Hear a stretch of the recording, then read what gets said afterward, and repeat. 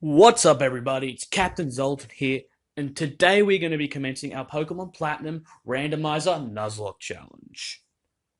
Now, as you can see, for your convenience, I've skipped through the beginning sequences, and we're now on our way to get our first Pokemon. And for those of you who don't know, a randomizer is where you simply randomize. You can randomize anything between a Pokemon, items, TMs. However, I've chosen a more mild randomizer, and I've just gone for random Pokemon, and that's basically it. However, one thing I decided to keep unchanged was a starter choice, because I wanted to keep something consistent between the actual Platinum and, my randomizer challenge, which is why we're going to pick Chimchar. And for those of you who don't know, the Nuzlocke challenge is basically two main rules. The first of which, if a Pokemon faints, it's considered dead. And the second of which is that you can only catch and use the first Pokemon you encounter in any given route or area. And that's what we're going to do. And we're going to battle our rival. Now, if you're wondering why specifically I chose Chimchar, there's a couple of reasons for that. One is because I haven't used him in a while in terms of one of my platinum run-throughs, and another reason is he's probably the most effective starter of all, simply because, particularly in Diamond and Pearl, when there's a very small amount of fire types, Infernape, Chimchar, and the Monferno line in general, by far, is probably the best fire types in the game. They get access to good moves early, and it destroys most things, I guess. So, and I like it. It's probably my favorite. Though I like all the Sinnoh starters, I all think they're awesome. And in this rival battle, it's just going to be a long, grueling process of just scratching until.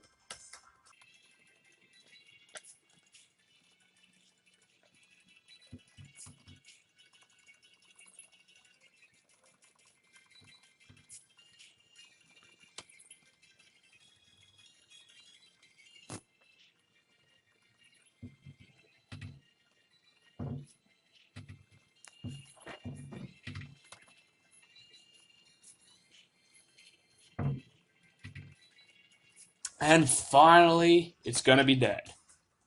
God, that was annoying. And our Chimchar is going to level up to level 6, which is only one level away from learning Ember, its first stab move, which will be hugely beneficial. And as we go into our first grass, an important thing I want to make clear is that the second Nuzlocke rule that you can only catch the first Pokemon you encounter doesn't apply until I'm able to catch Pokemon. So while I'm just going to Sangman Town and getting my Pokeballs, it doesn't matter what Pokemon I encounter. And we're going to be back, and our mum's going to heal us and give us running shoes, which is going to be a huge help. I know in other games such as Leaf Green, where you get it much later after the first gym, it can be really annoying just walking around without it. So it's a good thing that they do it pretty early on in this game. And here we go.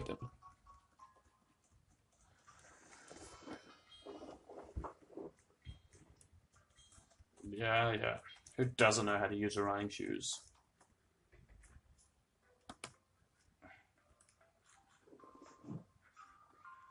And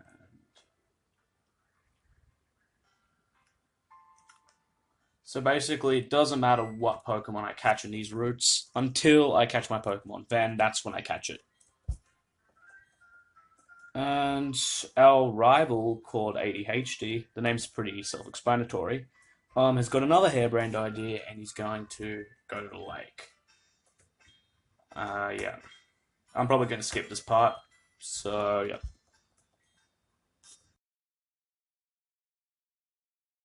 yeah. Uh, yeah, we're going to catch a legendary Pokemon with our level 5 starters. What in the world made you think that that was a good idea? Flowing time, the expanding space. I will make it all mine one day. Cyrus is my name. Remember it. Until then, sleep while you can. Let your Pokemon on the lake bed. Oh, I was gonna say. Weird dude. For a moment, I thought he was talking to us. I was gonna say that's a bit weird. Why is he staring out at the lake? But.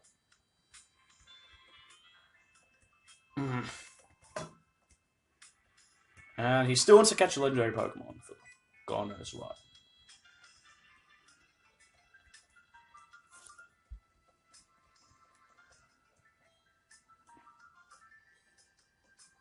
Yeah, let's catch it with our level 5 Chimchar and Piplup. That's a spectacular idea.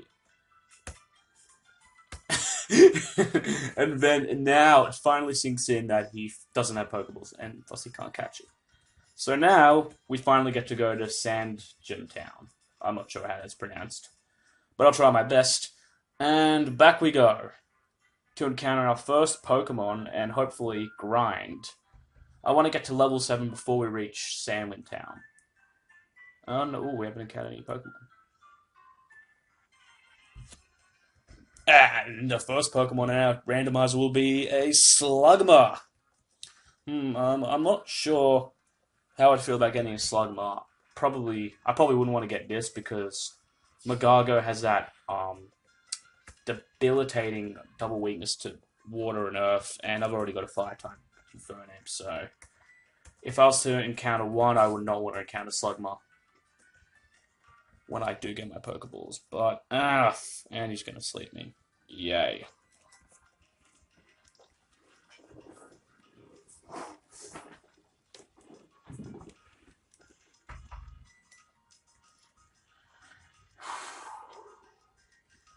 This is going to be fun.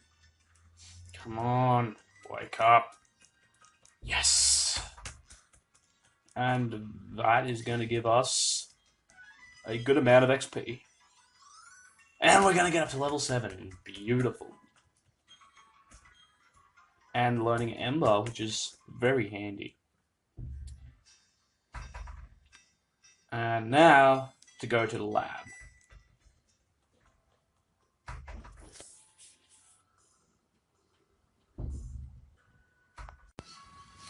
And now we're here going to get our nickname, our Pokemon.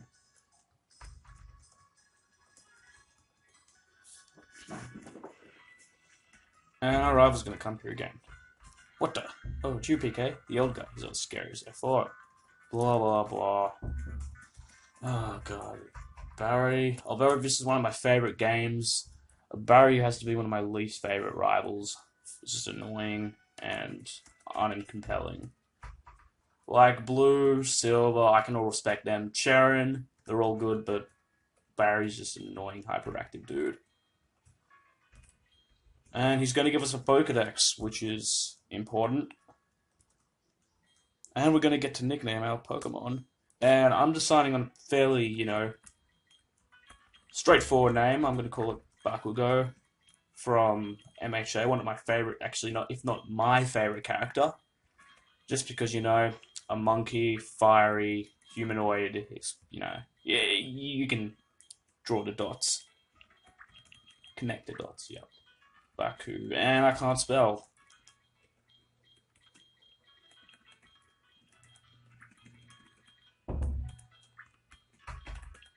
I know one time I've called my Infernape a Natsu, but I haven't watched Fairy Tail in a while, so Bakugo seems like a better choice.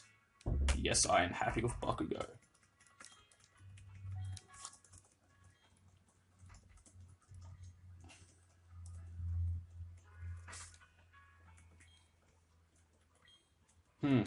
Indeed, we will not.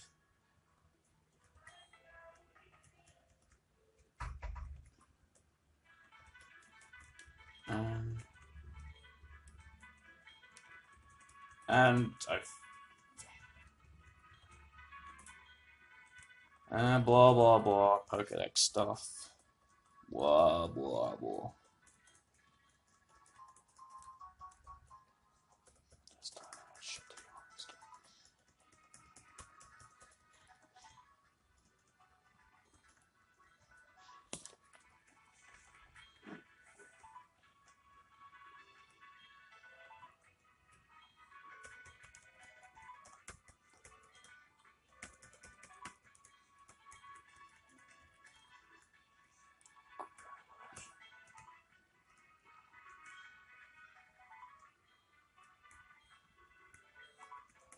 And this girl's going to introduce herself as Dawn, and if you're a girl character, it'd be Lucas.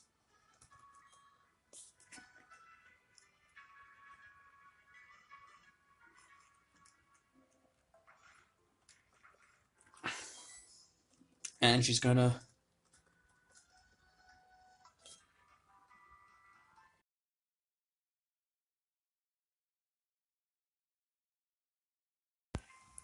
Okay, everybody, I'm back. I just skipped through basically us going back to Twin Leaf Town to get permission from our mum and the catching tutorial. So now that we're out of all the boring shits out of the way, we can finally get into the real good stuff because I wouldn't want to just go for the basics in one part, that'd be really lame. And our first encounter will be, drumroll, a slugma. Damn it. Okay, that's unfortunate. So basically, our first Pokemon is a shittier version of what we already have. In a sense, it's a fire type, but it's much worse. Just disappointing, but what can you do?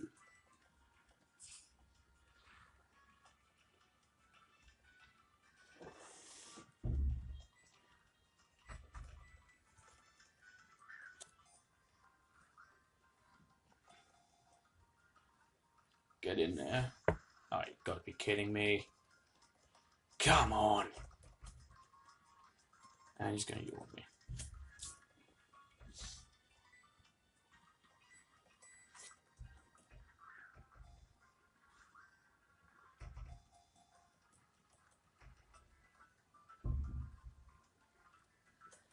And we call it a Slugma, which we're probably not gonna use. Most definitely not gonna use. Okay, that's that route. Now to go on to Route 202. We hopefully can find something more substantial and beneficial to our team. And this encounter will be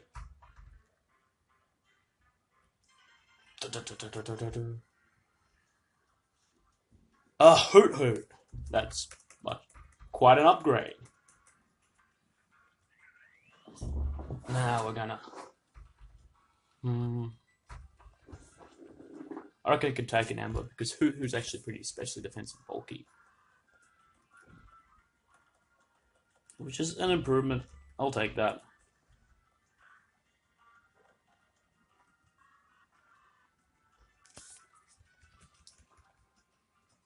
And now, finally,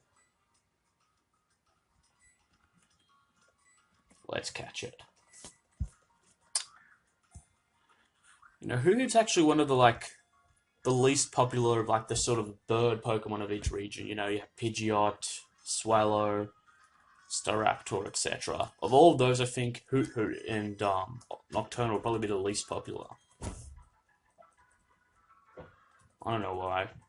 I think it's because the others have speedsters, and this one's sort of like a defensive one, which doesn't get much attention in, say, in-game playthroughs. But you know, we're gonna give it a go. But before we challenge trainers, I think we're gonna grind. So, and we have potions. No, we do not.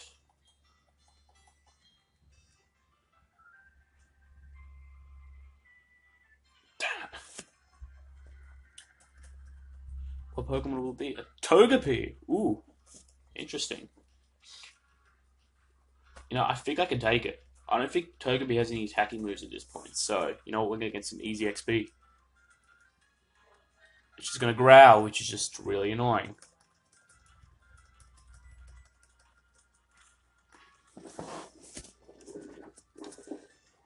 And it has Charm, which is even worse. It sharply lowers it, or harshly, whatever.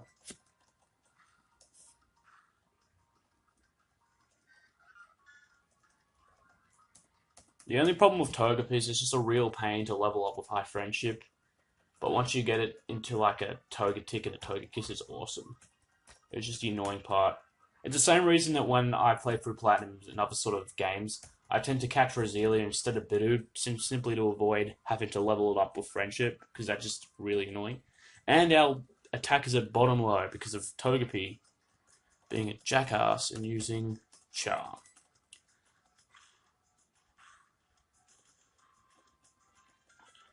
But good, at least he can't attack us, so it's a guaranteed win.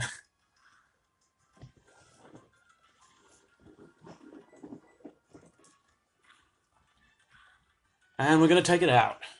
How much XP are we going to get? 21? Nah, not much. Alright. Now that we're all healed up, we can go back and train some more. In fact, I think while we're grinding,